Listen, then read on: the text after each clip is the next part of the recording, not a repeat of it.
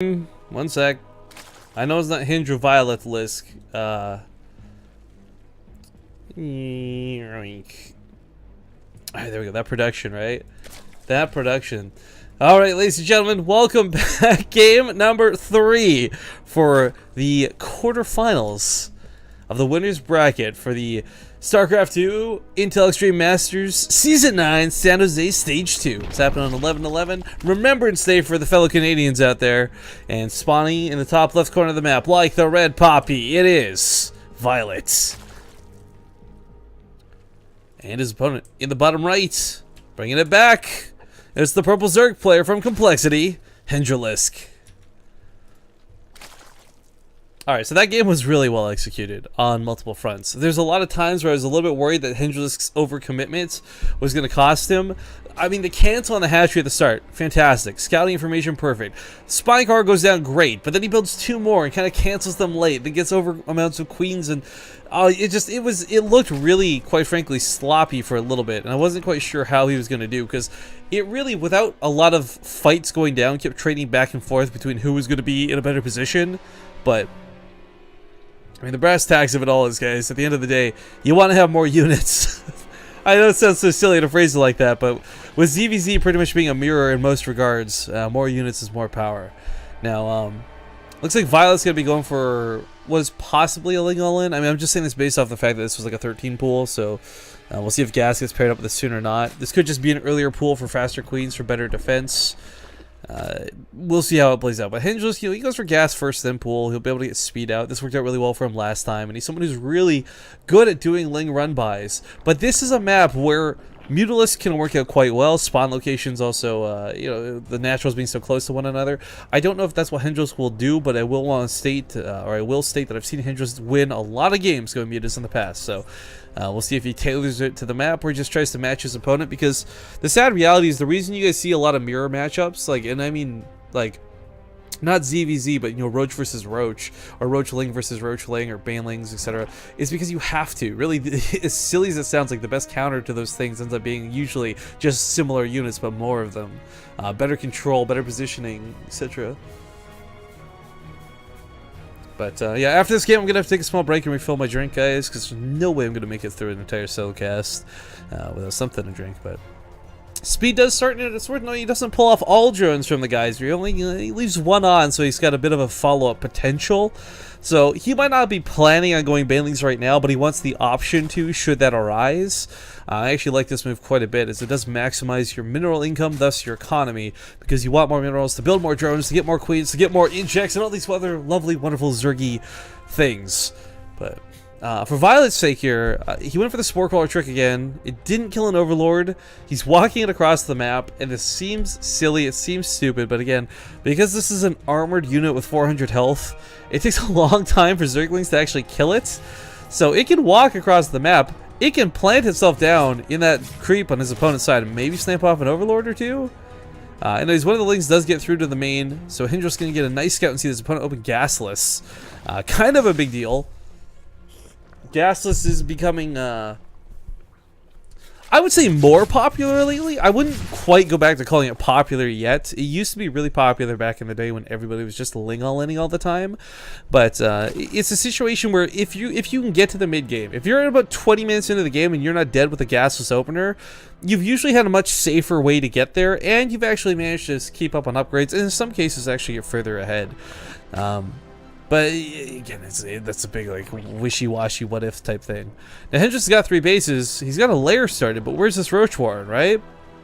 There's definitely not enough gases for this to be mutas yet. But if he takes at least 1 or 2 more, maybe we see that muta choice. Look at this! Look at this! This is so dumb. You guys probably heard me talk about this game 1. I was like, oh, he must be joking. Psych, nerds. It's the Overlord kill. He pulls some drones off the line. This is so stupid. It was a Spore Crawler is gonna die, but I mean, it tried to get its worth out of it. Sadly, only barely kinda does. What was this? 2 small donations coming in. Where is this? $5 from Jimmy. Says, awesome stream. Appreciate all the work you put into providing content. Hey man, I appreciate all the time you spend watching it. Gah.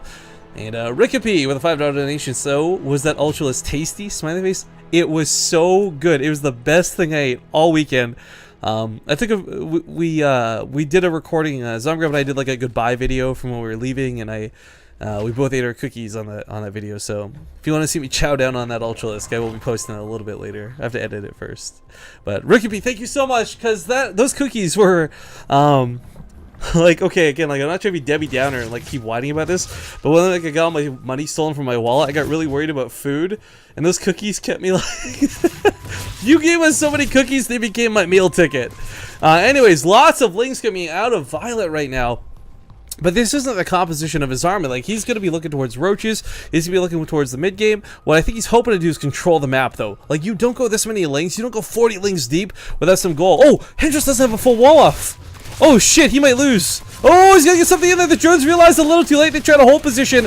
Roaches have got the damage, but they don't have the health of the links surround each and every one of them. Hendralisk is actually in a very dangerous situation. Borderline going to lose this game if he can't clean up these links. And even if he does, he's lost a couple of drones. He's had to pull so much off of mining.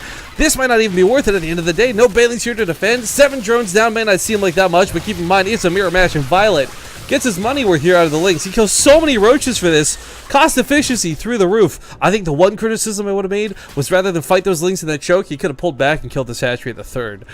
Maybe, but great attack out of him. Hendrix definitely wasn't expecting that to come.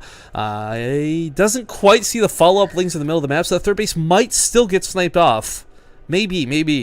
He sees a lot running across the map, so that, you know, do you want to play defensive or go offensive?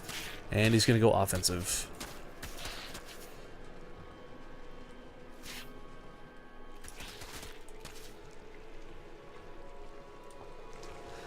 Okay, well, kind of a bit awkward spot to be in. Hendrix a little bit scared, but man, now he goes from being like down a couple of drones to like massively far ahead. If he can keep the drones alive here, he'll be in a great spot moving forward. That's the thing. Like, Violet, I wouldn't say over dedicated links by any stretch of the imagination. He got good damage out of that first set, but the second set's a little bit questionable, as his army's now a little bit lopsided, I suppose. Lots of roaches coming at home, but not a lot of economy to fall back on. His drone's now just popping, though, so Hendrix continues to make his at the same time. Third base gases will be quite nice here. And we'll see whether it's the larva injects that really affect things or not. Violet floating quite a bit of cash right now. I'm imagining he doesn't quite have the larva to work with. Yeah, and these are all just popping out. So usually when you see a Zerg player floating minerals this early in the game, either injects didn't happen or they're late, or maybe to transfer queen over. This one's got a lot of energy. I'm not calling him a slacker by any stretch of the imagination, but yo, where's the queen injecting the natural, right? Like, come on. Looks like he's actually sending the queen from the main to do that. No creep spread. Slow waddling. But +2 weapons on the way for both players. Let's check the roach count right now. Oops, sorry, that's not the roach count. 18 to 13. Hendrix a little bit further behind, but keep in mind, with the 64 drone count, he's able to just produce as much as he wants. In fact, I wouldn't be too shocked if we saw a macro hatchery come down sometime soon, just to get that extra larva use.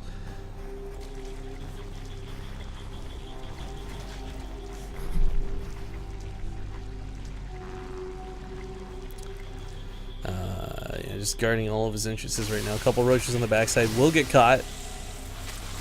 Not quite going to be able to sneak in up there. Rock's not torn down yet either. If he does take the time to actually go up there with his roaches and tear them down, the problem is that opens a pathway for Violet to just go across the map and attack.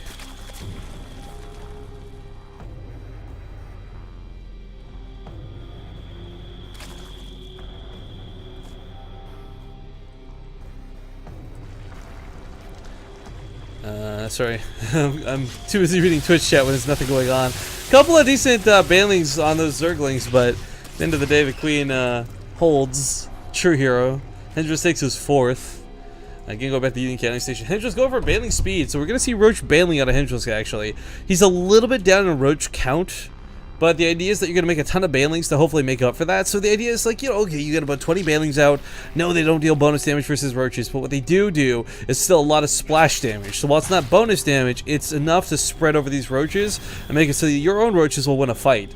The problem is he doesn't have them yet. Bailing speed's still not done, and this 4th base, he might have to cancel. There's going to be a big concave waiting for him at the top of the ramp, but Violet actually manages to sneak up here before Hendrix was quite ready. So now Hendrix in quite a bit of trouble. Defender's Advantage should be able to hold this at the end of the day. A couple lings we can get through fuel will help buffer. Bailey's coming in behind this, but While we can see it's 36 versus 32 and going steadily for both sides, these players cannot. They have to play a lot of guesswork and a lot of guessing games. Violet, of course, is going to kill a lot of roaches, but not without losing a lot of his own, so forced to fall back. Baneling's arc popped now 2, so should there be a round 2, Hendralisk wins that without question. In fact, he may just go across the map, and he may be the one to bust up this ramp to cancel his opponent's fourth, because if he does get up this ramp with those Banelings, these roaches are going to be clumped up in that concave. Really nice for the Banelings to connect to. But, you know, there's a lot of what-ifs going on right now, and I guess the what-if question is, like, what if someone's out of position for even a second, right? Could cost them everything. With such similar roach counts, with very even upgrades, no one quite got those armor upgrades yet. We got Hendralisk just starting them. It's going to be very difficult to take, like, a middle of nowhere fight, I guess you could call it.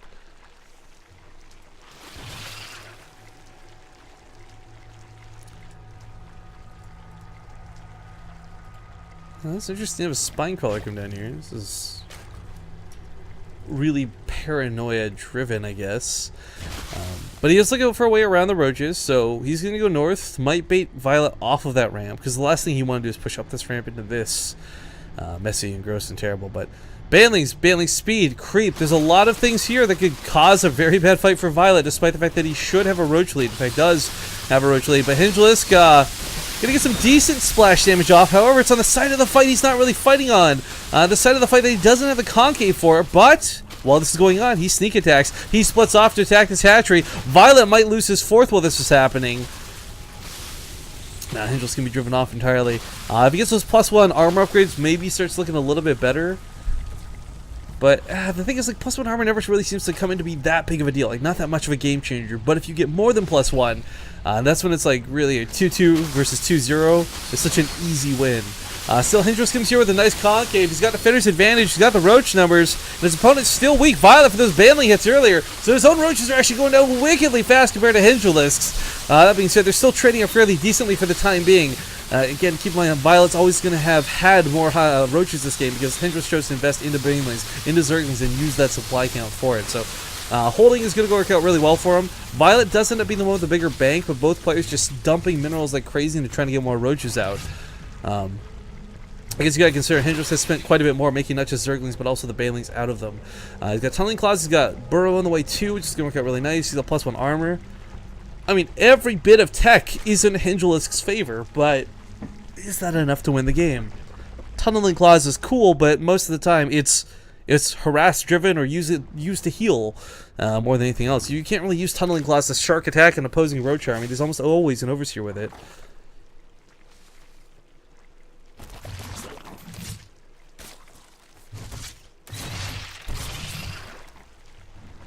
But his fourth base is mining. Drone counts right now for both players really not too dissimilar. If someone has enough, they can start sacrificing them or thinking about it possibly. But Tunneling Claws completes. Roach Burrow done, so he can start healing up as well. Might see some cool Burrow micro depending on how this fight goes. But Hendralisk's back rocks under attack. He knows where his opponent's army is, and he's just screw it. He's going to go for the attack. Does he have a ton of spines at home or something? Like, why would he base trade this out? Okay, well, he's going to be a little bit late to this. Oh, this is going to get so messy. Where does he start this new Roach War? And he's really worried about losing all this tech in the main. In fact, he's kind of just embraced the abandoned ship mentality here. He's going to build some more and just pull everything back. This third base, this fourth base is the only thing he's going to really have going for him. But Violet evacuates, and this is going to be a full-on ZVZ base trade, folks.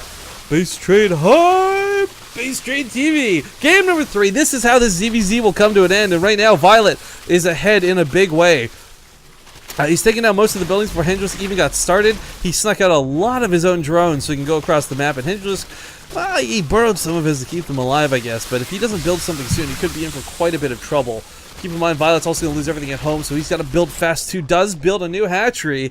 His burrow will complete before dying. No, hatchery does go down. So at the end of this, 65 roaches versus 60. But Hendralisk, I feel, almost auto wins from this point on, as long as he doesn't lose all his buildings.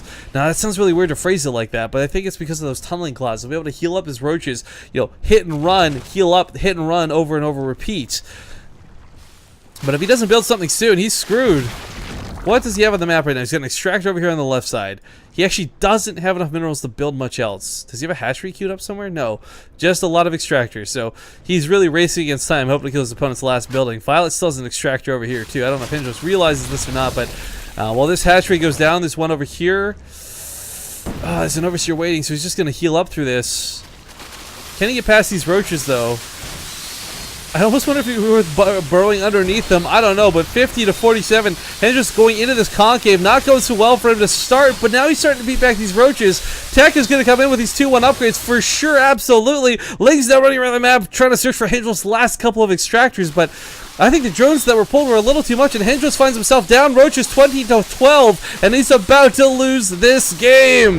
GG, good luck. Violet, ladies and gentlemen, will advance to the semifinals.